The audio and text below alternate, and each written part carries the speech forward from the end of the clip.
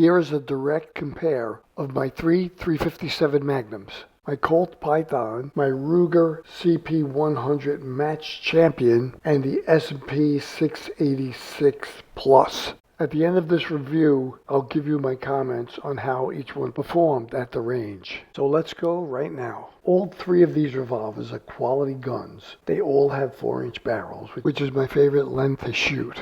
The first one is the Smith Wesson 686 Plus, which means it's a 7-shot. It comes with a strong red ramp front sight and a nice adjustable rear sight, and a nice wide checkered beaver tail hammer. Trigger pull on this gun is about 4 pounds in single action and 10 pounds in double action.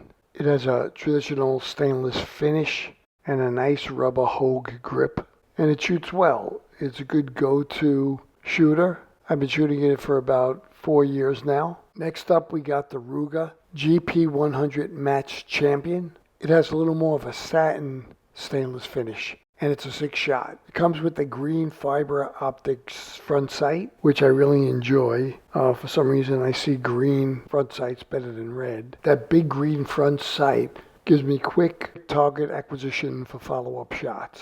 It does have a fixed rear sight, but that doesn't seem to be a problem. It also has a nice flat textured hammer, and the trigger breaks at about 4.5 pounds in single action and 9.5 pounds in double action. Even though the trigger pulls are about the same, the Ruger just feels a little smoother than the Smith Wesson, going through the entire trigger travel right to the break. The Smith Wesson trigger kind of tightens up at the end there, so it makes me apply a little more pressure, which upsets the nice smooth flow of the trigger travel. So after a few years of shooting both these guns, if I had to choose one, the Ruger would be my choice. The sight lines up better, it's smoother action, has a really nice wood grip handle. I usually don't like wood, it's a little slippery for me, but this one just grabs me right, and I can get a nice high purchase.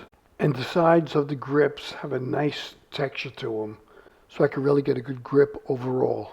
Okay, the third one is the classic. It's the Colt Python 4-inch barrel, 6-shot, manufactured in 1978. The cylinder release is in the rear, and I love the look of the 2 ribs on the top of the barrel. Really gives it its unique look. The action and movement of this cylinder is so smooth and tight. It's hard to believe it's so old. I mean, it was built in 1978, almost 50 years ago. And it shoots as good, even better, than the modern day 357s. Amazing. Check out how wide this beaver tail hammer is. It feels better than the other 2. When you're cocking back single action, look at it. It's almost the size of my thumb. And as far as the grip goes, it comes with this oversized wood grip. I mean, it's the original grip. It's classic. You can get a good grip on it. Not as good as the Ruger, because this is a little bulky, but I wouldn't dare change the grip on this gun. This is just gorgeous in the original factory stock condition. As far as trigger pull goes, in single action, it comes in at about 3.75 pounds. That's an average of doing 3 or 4 different pulls on it. And in double action, it's about 9 pounds. Very smooth. This gun also has a very smooth trigger travel right through the entire stroke. It breaks clean and sharp.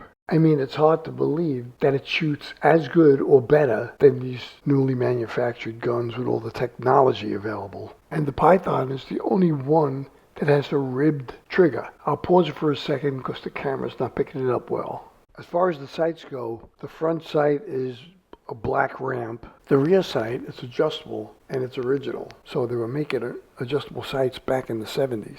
The finish on it is the old school bluing. I don't know if the camera will pick it up. It looks kind of black, but it's a very, very deep blue. It's not a royal blue. It's more like a midnight blue. And you could see into it. It has depth. Really nice finish. Okay, let's do a quick weigh-in on all 3 guns. The Smith is a little over 39 ounces, 39.1.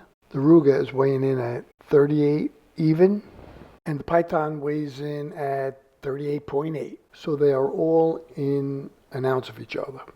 Okay, to summarize, three quality guns.